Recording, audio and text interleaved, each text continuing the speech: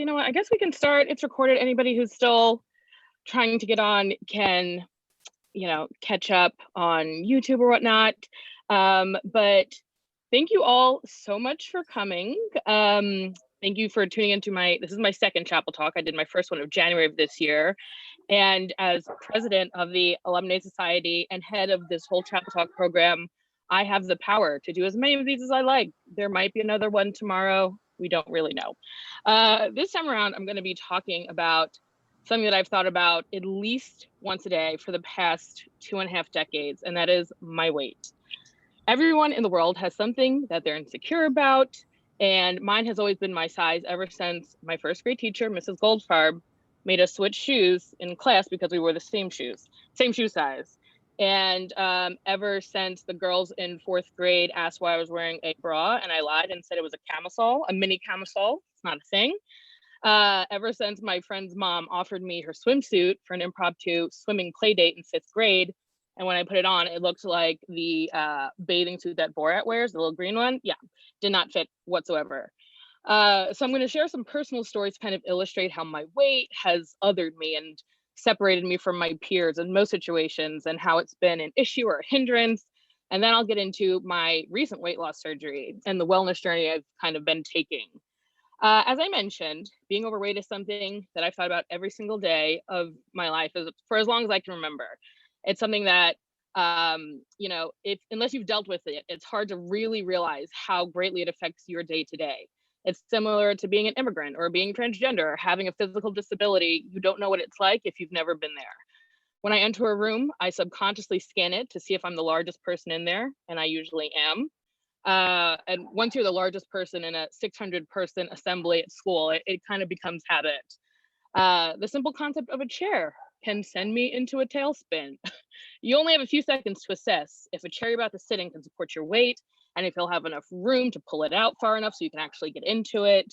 And I actually have very strong thighs, because a number of times I'll just like squat over the chair just so that my bottom is barely grazing the seat, because I don't want to put my full weight on the chair. So shaken thighs, you just fight through the pain, laugh it off, so that you don't have a more embarrassing moment. I have shattered a chair or two in my day. The last time was actually a few years ago with some of my friends, who I think are on here tonight. We were at a backyard shindig, sitting in one of those rickety white chairs that you see a lot at like barbecues or family reunions.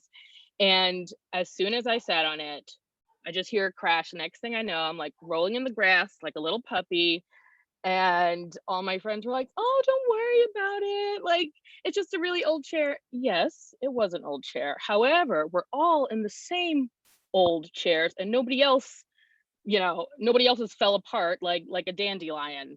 When I pull into a parking space in my car, I have to consider if I'll be able to open the door enough for my body to squeeze out of it, or if I'll have to shimmy through a sunroof like a cat burglar. I've had to do that. Each day is just filled with these scenarios that become stressful due to my size and the unknown.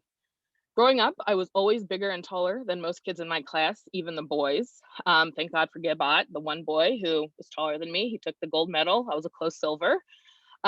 So for the first 12 years of my life, I still am, a Black, overweight, middle-class kid in school, in a school that was filled with mostly white, average size, thin, upper class students. So I was different from everyone else in almost every way possible. And that's tough for a child and for an adult to deal with. You don't want to stand out at that age. And the only time that my size ever kind of helped me in school was during kickball day in gym. They would call me Lindsay Big Kick. But then the next day when it's lacrosse day, I went back to just Lindsay. I wasn't super obese as a child, but yes, I liked my spaghetti. I liked going to, a bat mitzvah where they have trays of mozzarella sticks, just as many as you want. So sue me. But I'm blessed to have the best family who never made me feel gross or fat or whatever, unworthy. My parents never called me out for my size, but would instead do things like encourage me to take up a new sport or just, stay active. Dar, my mom, and her sewing machine were there to discreetly let out a hem if need be, or to even make my own clothes. Since it was hard sometimes to find age appropriate clothes in my size. My dad would almost weep tears of pride when his little 11-year-old girl would come down the steps in a Christmas dress. He didn't care that I was, as tall as I was wide almost. And he's an extremely athletic person, and he's about the highest level skier that you can be before you become an actual professional. And one time when I was about 13, probably close to 200 pounds, we were skiing and I had a really bad cramp in my leg at the top of the mountain, and it was a really long trail. So without thinking, he just threw me on his back and skied like 35 minutes down the mountain. As I mentioned, he's super fit. So I was wondering why he was like breathing like pretty hard at the bottom. When we got to the base, I thought maybe it was like the altitude. Yeah, the crazy altitude of the cat's skills. He now has some back issues, and I'm not saying it's because of that day, but we probably shouldn't be going around giving 200-pound children rides on our backs for 35 minutes. When I went to Hill, my weight continued to present a list of difficulties. I've always loved creating art, but I never once took an art class because I was afraid I could not do the walk from the CFTA to the other classroom buildings easily and in enough time to get to my next class. For those of you who are not Hill people, the CFTA is the center for the arts where all the art classes are. And when you leave, you have to walk up a huge hill to get back to the main campus. So could have been Picasso, but because I had to make that sacrifice, I couldn't do, or I had to make a sacrifice of something that I love because I couldn't walk up a hill. During spring track, I hurt my knee and I had to go to the trainer every day before practice to sit in the whirlpool, but I actually didn't mind it at all because the beginning of practice, we would have to run 3 laps on the track. And I was the captain of the team, and I didn't like my girls not being able to lead them, keep up with them, much less lead them. So I was like, okay, yeah, I'll be 10 minutes late to practice. I'm upset I missed that warm up.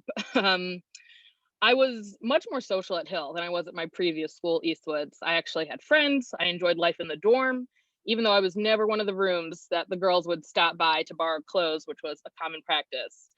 Speaking of clothes, one time, Harshal, a boy in my class who I had a crush on, oh my God, nobody tell him. You could tell him, he knows, he probably knows. They all know, asked to borrow a skirt from me for some like football team skit. And at first I was so flattered. I was like, oh my gosh, he loves me. He wants to wear my skirt. Next, he's going to invite me to the sixth form dance. And then I started to question it like, wait, maybe he just found the largest girl he thought of to borrow the skirt. And then I started to panic because I realized that all my skirts would be too big for him, a 6 foot, I don't know, 3, 4 football player. So I found the smallest skirt I owned that was too tight for me, and I just crossed my fingers that it would fit him. He put it on, and it immediately fell to the ground. And we just stood there in awkward silence before I was like, oh my God, Harshal, like you ripped the seam. I don't, your waist is so much bigger than mine. It just ripped the seam. That's so crazy. I don't believe you did that. It was a wrap skirt. There's literally not one seam in a wrap skirt. It's just a large strip of fabric that had a snap. Like there's no seam to rip, and we both knew it. But when you're larger, you have to, or sometimes you become in denial about your actual size, and you try to will things to work. Looking at Harshal, I knew that my waist was larger than his, but in my mind, I was thinking he's a tall guy on football team. I can't be bigger than him. I just can't. This will fit. It has to fit. It's going to fit. Did not fit. All of these stories seem minor and sometimes funny, they're just minor little dings, but if you ding something enough, it's eventually going to break. And when your daily life is filled with these upsetting events due to your obesity, it weighs on you in ways that are hard to explain. It takes hours for me to forget the look of disappointment and worry, that your seatmate has when you go sit down next to them on the plane, because they got the big person next to them. You can't enjoy your outing on a hot day because you're overheated in your jacket, but you can't take the jacket off because it hides the fact that you're sweating through your shirt. You feel ashamed, embarrassed, and ironically, very small. The world views overweight people as lazy and less than, and there's always the stereotype of like the funny fat girl. And I definitely embraced that role at times. I would try to use humor to compensate for my physical shortcomings, what I thought were shortcomings. I know I'm not super attractive, but at least I'm funny, right? I'm still fun to be around, be my friend, it'll be great. I am naturally a big personality. I come from a family of big personalities, but at times, especially at Hill, it was like, okay, let's dial it back, like reel it in a little, just doing the most. But if I'm running around and super energetic and talking to everyone, that means that there's no way I could be lazy. If I'm the center of attention, there's no way that I can be less than everyone else, right? So when I went to college, my weight really skyrocketed. I transferred to a new school my sophomore year and I hated it. I never saw a therapist and therefore was never diagnosed, but I was most likely experiencing some depression. I didn't have any friends. I didn't really have any passions. I just hated it. So I turned to food. When I found out that I could use my meal points at restaurants like in town, it was over. Every day I would order like pizza, some pasta, and just eat it in my bed, in my single, didn't even have roommates really for some of the time. The days I didn't order, I'd go to the dining hall, get some chicken fingers and fries, and bring them back to my room and just eat it in bed while watching TV. Not one veggie in sight, nothing from the ground except for the potatoes of the French fries. One semester, I lived in a house with a bunch of strangers, and they were weird. So they were just strange. So I wouldn't leave my room. I had a George Foreman grill, and it was a small room, a tiny room. So I had my George Foreman grill on my nightstand, like where a lamp would be, an alarm clock, some lip balm. I had a George Foreman grill there. So my mom would mail me from New York frozen, individually packaged Ziplocs of meat in different marinades because the grocery store was annoying to get to if you don't have a car. I didn't have a car. So I would like go to my mini fridge, get out a packet of, I don't know, a pork chop, a steak, um, I thaw the steak out, climb into bed, turn on One Tree Hill, fire up the Foreman, located 3 inches from my head, my pillow, roll over, throw the steak on the grill, roll back over to pine over Chad Michael Murray, try to fan the teriyaki flavored smoke out of my face, roll back over 3 minutes later, check on my steak, eat the steak horizontally, and then, die of heartburn for the next few hours, whatever. So it was not good. I gained a lot of weight in those 3 years. When I moved back home after college, I was like, new me, this is great, fresh start. I had a lot of friends in the city, so we would go out often. And I was on the prowl for like my first boyfriend because by now it was probably close to about the high 200 range, 300 pounds. And it's hard to find cute going out clothes when you're that big. So we would go to like a lounge in the meatpacking district, so swanky, and I'd be wearing ballet flats from companies named like Love My Comfort, a nice classic pair of jeans, a silk top from Old Navy, and then a nice sensible cardigan.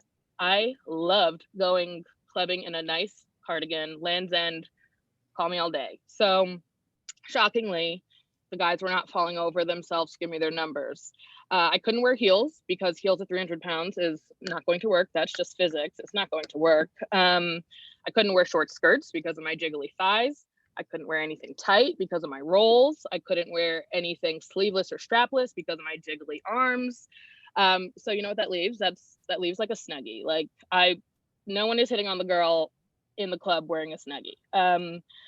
Being large has also impacted other aspects of my social life. My 3 really good friends here in LA always know that I have to sit in the front seat of the Uber because if I'm in the back seat, 2 other people will not fit.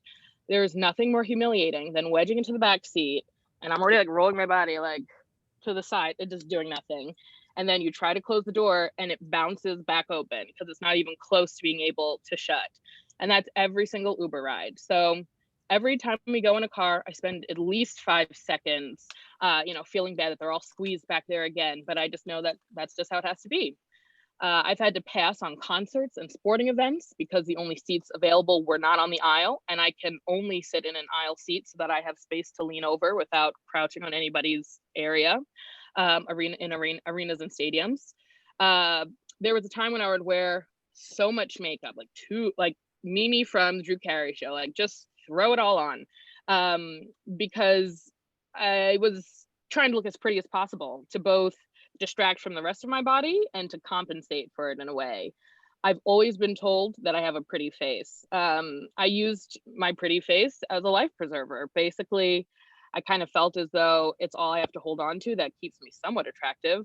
A few years ago, I tried a new skincare product and it made me break out very badly, which I never broke out for. So I spiraled. I was like, I can't do it. My face is all I have. If this goes, I will turn into a full-on monster. I That was a tough time. A lot of SOS calls to my family they can tell you about. Ironically, though, I get so offended when people tell me that I have a pretty face. Most plus size women find it very condescending. There's a big difference between saying you're pretty and you have a pretty face. When you tell me I have a pretty face, you're saying that one tiny portion of me is attractive. It's similar to a few compliments I've gotten when I've actually gone out on some dates. I've gone out with attractive guys, and when they step away for a moment to the bar or the restroom, I've had women come up to me and say, "That's your day? Like, good for you, girl. You go, girl." It's like, okay, relax. If I was, Gigi Hadid, or if I, was a size two, you wouldn't congratulate me on convincing, somebody attractive for to going out with me. So, these guys should be congratulated for going out with me. Thank you. I can't begin to tell you how many guys have told me that I have a great personality and so pretty and so cool, but dot dot dot. And we all know what that dot dot dot is. Guys love to take me out on dates that are like, let's do a picnic at like the far end of the beach, or oh, a cute little dim bar, or a scenic drive down the coast. So basically anywhere where we won't really be seen by too many other people. No, we are walking hand in hand down sketchy Hollywood Boulevard at noon on a Saturday, past the Spider-Man and SpongeBob, and you're gonna like it, sir. So, just being different is hard. Being different in ways that other people take for granted is super hard. I know that I've hit you with a lot of stories and examples of struggles I've gone through, but that was intentional, not just me being bad at editing myself. I wanted to really hammer it in how and why being overweight is a daily struggle, physically and mentally. And this is only about 2% of the things I could mention. As I've said before, being othered in any form can be extremely lonely and exhausting. You often think, why me? Like, what are the odds? Why do I have to be the one to go through this? In my situation, worrying about physical boundaries, as well as a certain amount of embarrassment and shame, takes a toll on your emotional and mental health. And what's really difficult is the fact that I've never woken up, sad to be large. I usually begin my day with a positive attitude, but these situations to pop up unexpectedly as I'm just going about my business. And when you try not to let something bother you, but it's just constantly thrown in your face when you're doing the most basic things, that's frustrating. But the thing is, everyone, no matter what their thing is, has, these everyday struggles. I feel like everyone has something that they are insecure about, or something that's kind of held them back. And, those little dings that other people wouldn't even consider are there for everyone. Um, Being obese also obviously has many serious health consequences. In September of 19, I went to a doctor and found out I was 398 pounds. That number terrified me. And I forget what the scale is called, but on the diabetic scale, I was point 0.1 away from being pre-diabetic to diabetic. I had extremely high cholesterol, high blood pressure. My body was always aching, and doing my job, I'm a nanny, was getting tough, running after kids all day, being on my feet. So hearing that news and that number, that weight number, really shook me, and I decided to look into weight loss surgery. Correction, weight loss surgery again. I actually had a weight loss surgery in 2012, and then I lost about 110 pounds. But after surgery, it's normal for people to plateau and have weight loss stalls. And my stalls would last a very long time, like months without really, with maybe losing like 1 pound. We were supposed to lose like 3 pounds a week. It became really difficult mentally to continue fighting through those stalls. I was like, you know what? If I'm not losing weight and I'm eating what I'm supposed to be eating, I might as well not lose weight and eat a cupcake or eat some French fries, and so on and so on. And it becomes a very slippery slope. And I ended up gaining it all back and more. Because I already had a weight loss surgery and failed at that, I was definitely embarrassed at first to admit even to myself that I needed a second one. But I mean, who needs two weight loss surgeries? But at the end of the day, I just decided that I'd rather be a smidge embarrassed than be dead, which is dramatic, but that's exactly where I was heading. So in June of last year, I got gastric bypass surgery, and I was 361 pounds the day of. And I'll just quickly go over some things about the surgery because not many people are super familiar. So my stomach is now like the size of, I think it's like an apricot, or maybe a little smaller than like an apricot. The surgery reduced my appetite and also obviously the amount of food I can eat. I typically eat about 4 to 5 ounces per meal. 70% of my diet is protein, and then about 20% is carbs and 10% veggies. Yes, you can lose weight faster than most people, but I also gain a lot faster. Like if I eat a medium French fry and a cupcake, I will put on like 1.2 pounds, and it's not like water weight. It's not whatever. It doesn't fluctuate. Those 1.2 pounds are there to stay. Um, I work out a bunch. I have to track everything I eat and drink. I have to follow numerous rules, such as you can't drink 20 minutes before or after you eat because the liquid pushes the food through you quicker. And so it allows you to eat more. So you can't do that. Some days eating 3 bites of food makes me sick for hours. Like there's no rhyme or reason. Some days just the thought of eating makes me physically ill. I try to hit about 1,300 calories a day. That's what my nutritionist suggested, but I if I'm lucky, or usually like maybe 1,100, but there are days where like getting to 600 is a struggle. I have to take numerous vitamins and supplements for the rest of my life to make sure that I don't become malnourished. I know all these are like sound like negatives and like, so how did you get the surgery? But I just want to show that, the surgery is not a quick fix or an easy way out, as some people think. My normal routine is, I'll wake up at 7:30 and I'll work out. I found an online workout program called Team Body Project, which is awesome. They have like hundreds of full body cardio strength workouts. They provide modifications, which is great because I hurt my knee and my back and my hamstring when I was doing some drunk splits, as one does. My gym is open now, so I'll go there and do the weight machines. I also really have started swimming, doing laps, which I love the water, but I've never swam for exercise before, so that's awesome.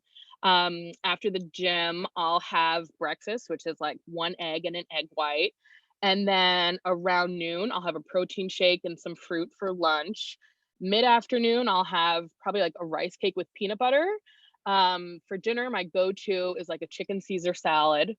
And then in the evening, my evening snack is like an ice pop or maybe a protein bar or some more fruit, something like that.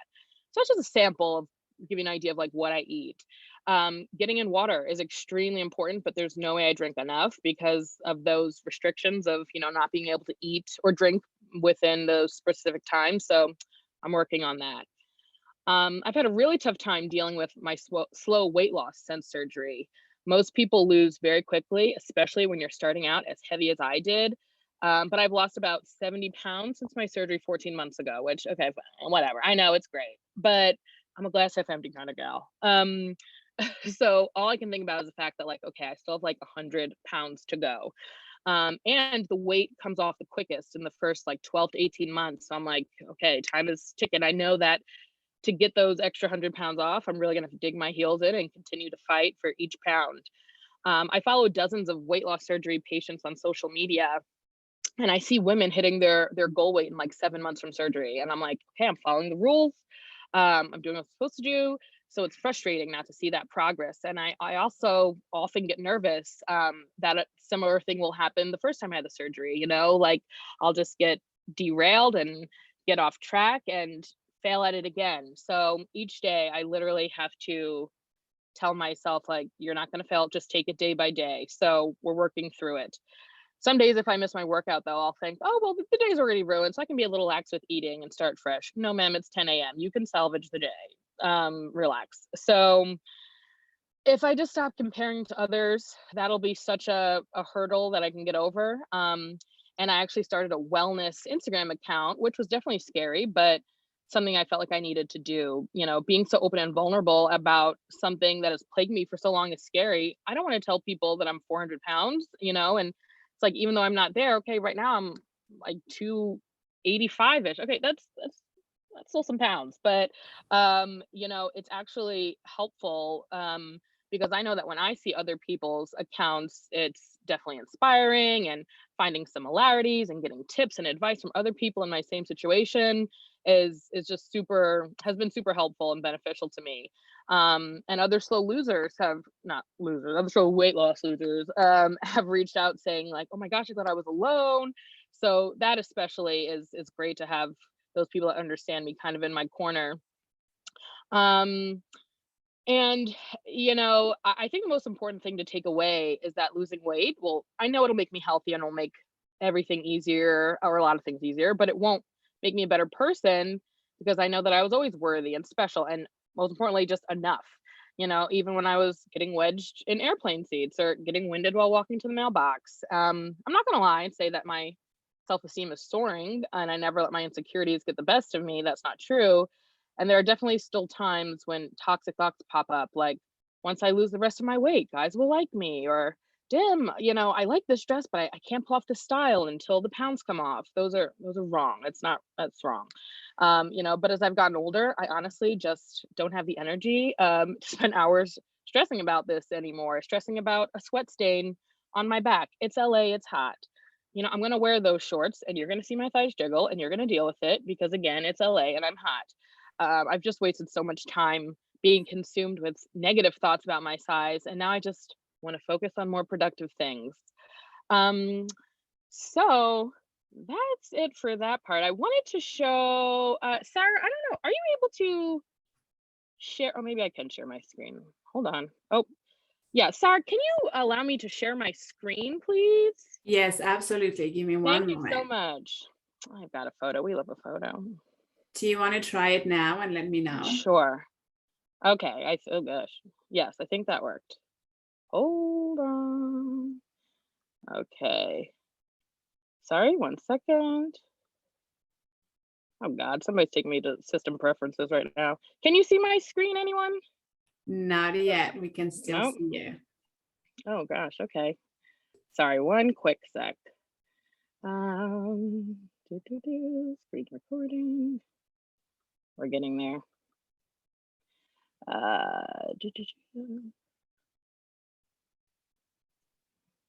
Sorry about this. Security, privacy. Okay.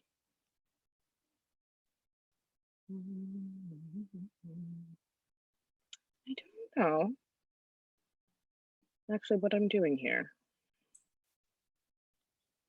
Okay, well, while I try to do this, maybe we can open it up to if anybody wants to share something that they have a similar experience with or just anything they want to say, and I'm going to get working on this system preferences situation. So I don't know if we're muted, but if you want to maybe unmute and if you have any questions I can answer or anything like that. Linz, I'll just